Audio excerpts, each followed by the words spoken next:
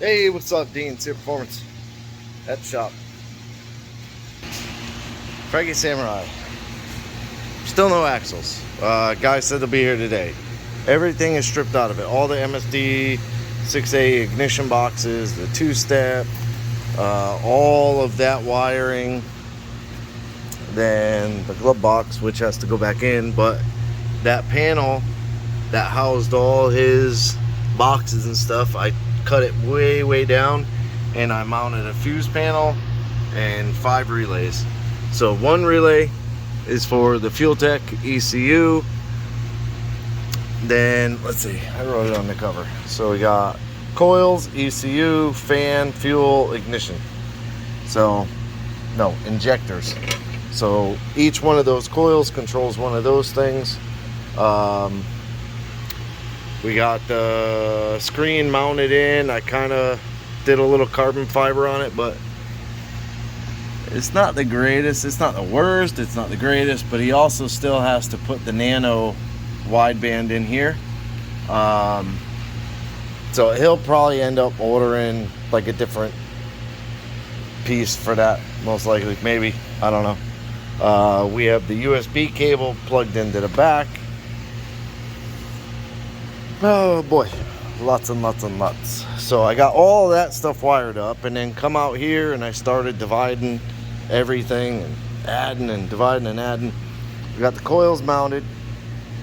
We got the crank angle sensor in. The intake is on, that was on. And then we cleaned up the wiring out here. Put the booster line. I changed the booster line for like an AN, and it kind of goes down under the firewall, comes back over the transmission and to the back of the intake. So that's on. Fuel pressure regulator mounted. That's the hood latch. It has to come back out to here once we get the glove box back in. We literally just loosened all of these and moved them over, changed a couple wires behind, just to, because these were like strung out here. So just to clean it up a little bit, moved them over there, got the battery on charge, divided everything up. So these are all injectors. This is possibly the TPS sensor. Number 3. Might be TPS sensor. Can't remember which one that is. Number 3, but that one is there. This is the air temp sensor. That's all going to be on this side. The air temp sensor will be in the intercooler where it goes to the hat. It'll be right in the bottom. Then on this side, those two coming out. You got one that comes up. This is all your coils, coil power. Don't remember what the green is for. It might be a 5 volt, which I just ran on this side in case we needed one. And I think I did it because of the oil pressure sensor, which I ended up running off of this side and looping it back behind the firewall as well.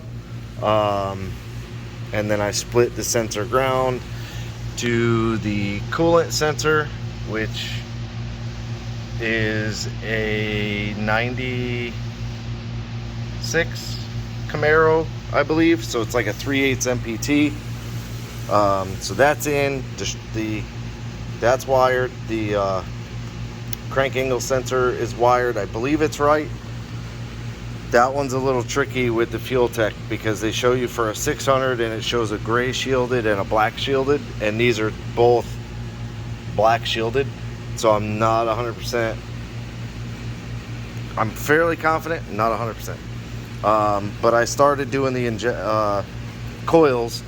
So I got the main ground ran down, comes out down here. It comes over. I got to get a terminal end on it. And then I'm going to put it right to the engine block. Then I got all the signals pulled out. So these are all the signal wires. So those 4 go to my grays. And I marked the coils kind of how I wanted them to go. So your top plug is your trailing 1, your bottom is your leading 1, your top is your trailing 2, your bottom is your leading 2. I believe. That's what I looked up. That's what I found. So I marked it leading 1, trailing 1, leading 2, trailing 2. So now I could string these wires accordingly and hopefully get it right. We shall see. What else? So yeah, I mean, we got pretty much a lot. He's on his way to get the throttle body, waiting on that. The guy says the axles will be done today. Fingers crossed they will be. But if you ever want to buy a fuel tech, be really careful in what you buy. So the first thing is the instruction manual. Let me see if I can find the box. I believe it's in the cabinet. Yeah. So, well, I mean, we could start at the box. Whoops, sorry. Everything is in Spanish, and it says Spanish version only. If you see that, know that this is, I'll explain. So no, that's a first sign, right? Then you open the box, and the manual, the instruction manual is 100% in Spanish all the way through. There's no English version, French version. There's none of that in here. That is a second sign that you are about to have an issue. If you need it, if you don't mind it, then that's fine. But if you need it in an English version, it becomes a problem. Now, also the picture on the front, everything's in Spanish. Mind you, RPM is RPM. There was another one, like a map or something, data log. You can kind of make out that. So these are all signs of an issue, and it's weird to me, but when you turn it on, right? Now mind you, we put his little samurai as a background picture. I can't read any of that. I can figure out it's pedal calibration, but so RPM cool, map cool, PSI cool. I'm gonna say that's ignition timing, but TRT motor, T injector angle, I'm not really sure. TPS, okay. Battery, okay. P something, P comb, data logger, okay. You cannot convert this to show English words. These are region locked. That's how they produce them, sell them. So like this fuel tech came from South America or something like that, the guy said at Fuel Tech. I confirmed it with Fuel Tech. Mind you, there's plenty of people that are like, oh yeah, you can do it and it'll change and blah blah blah. It won't. I've updated the firmware, gone through the software, up, down, left, right, every which way. He went through the screen. He can't find it anywhere in there. So, like I said, some people say you can, but Fuel Tech themselves say you absolutely cannot. So that kind of sucks. But so I think this is coolant temp actually, because it is showing 88. So that might be coolant temp, like engine temperature. Not 100% sure. So everything's working. The map is on the back of the screen. It's showing 0.2. Okay. And then I could actually, this is why I think the distributor's kind of right. It builds RPM. Typically, if you don't see RPM signal, you have something wrong with your ignition, like your crank sensor, cam sensor, something is wrong there.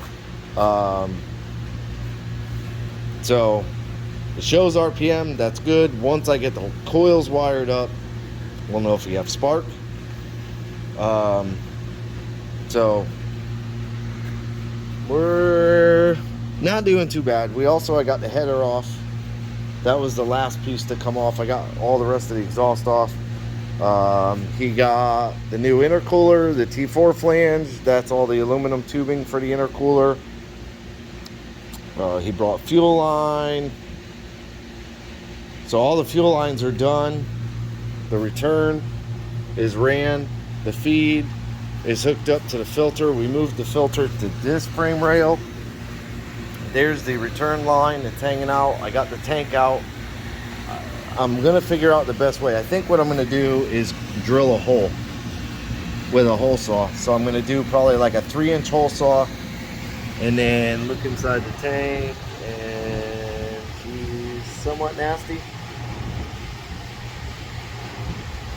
It's not horrible, but she's a little scummy. And then I have some 1/4-inch plate and some 1/2-inch plate. So I think what I'm gonna do is with the 1/2-inch plate is I'll cut a 4-inch. Yeah, I think it's a 4. I think I have a 4-inch. I'll cut a 4-inch piece with a 3-inch hole in the middle. And that'll be kind of my mounting bracket underneath the tank. And I'll drill holes all the way, and I'll thread that 1/2-inch plate. And then the 1/4-inch plate, I will make my new sending unit, if that's what you want to call it. That'll have my feed. It'll pretty much, all it'll have is the feed. Because we have a Walbro 525 that we're going to put in. I'm going to use this as the return. This is the vent for the tank. This is the sending unit for the fuel level. So I only need a feed coming out of this tank. And you know, you could do it with a, whatchamacallit, like a bulkhead, but the pump won't fit through here, and then your hand, you can't get it on. So I'm going to make like a sending unit to sit on top of here, or a fuel pump hat, if that's what you want to call it. I have the injector plugs waiting.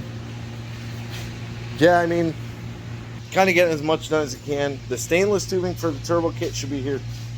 I think he said it's coming in today, so I'll have that Monday. Hopefully I'll have the axles, the tubing, and the throttle body all here Monday. Because I got to get the axles in it and got to get the rear end in it, and then I can kind of push it aside. Depending on Jeff. Jeff got COVID. Jeff always causing problems. But yeah, so we got to figure out what's going on with Jeff. Supposed to have his Toyota Tacoma Taco up here. He needs a clutch, so I was going to do that Monday, but we'll see. Yeah, I think that's it for now. But yeah, it's Saturday. I'm going home. It's about 3:15 or something like that. It's too late for me to be here, so I'm gonna head home. And I appreciate you watching. Like, subscribe, hit the bell to be notified, leave me a comment. Have a good day.